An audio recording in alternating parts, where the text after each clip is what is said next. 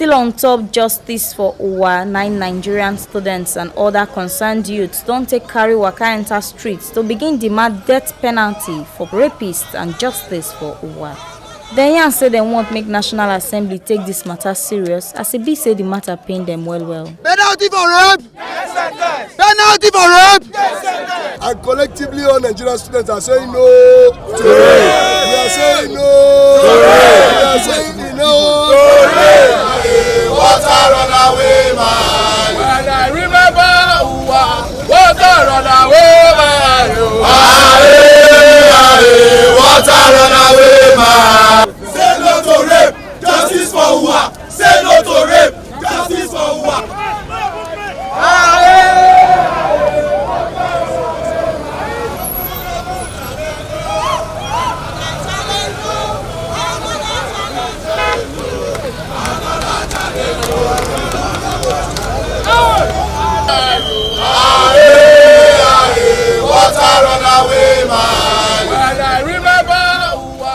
Honorable Dennis Idahosa, where they represent Ovia Northeast Federal Constituency for National Assembly, still joined for the peaceful protest where shele around the University of Benin, UWA campus of Benin City.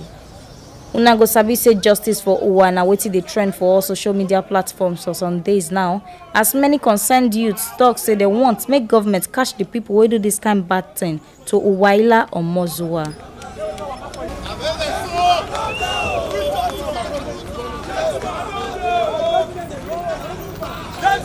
We are going to ensure that we sponsor a bill that will request for a maximum penalty for sex offenders, and that we are going to do. And we are here to demand justice for UWA.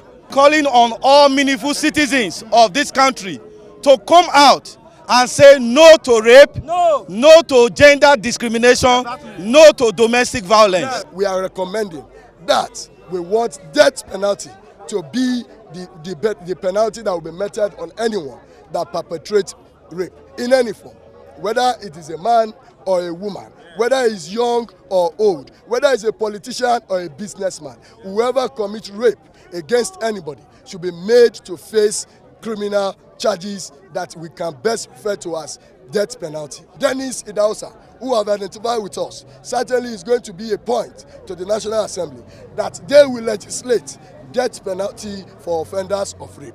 And we are going to communicate all the state houses of assembly, including the governors, to be part of this project. Because any crime that is going unpunished will only motivate people to engage in crime. Only the struggle is coming. Freedom comes, my struggle, freedom. Edo State Commissioner of Police Johnson Kokumo still carry visit go late Uwaila family house where dey Ikpoba Hill area for Benin City.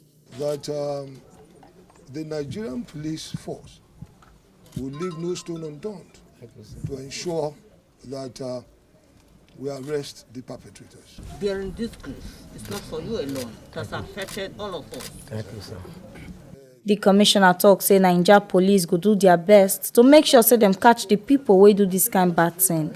This is the first assignment I will be handling. It is sad that this will be my first assignment. I'm assuring you that the Nigerian police will get the perpetrators within the shortest time possible.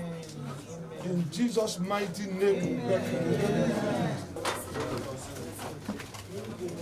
He do this ogbonge waka with some youths and Nigerian students, and he follow the family pray, say make God heal their hearts. All the pain, you will lift up that there is no vacuum in this family. This one are the ogbonge information they carry come give una on top inside Edo today. As concerned Edo youths and Nigerian students don't carry peaceful protest enter streets to demand death penalty for rapists and justice for UWA.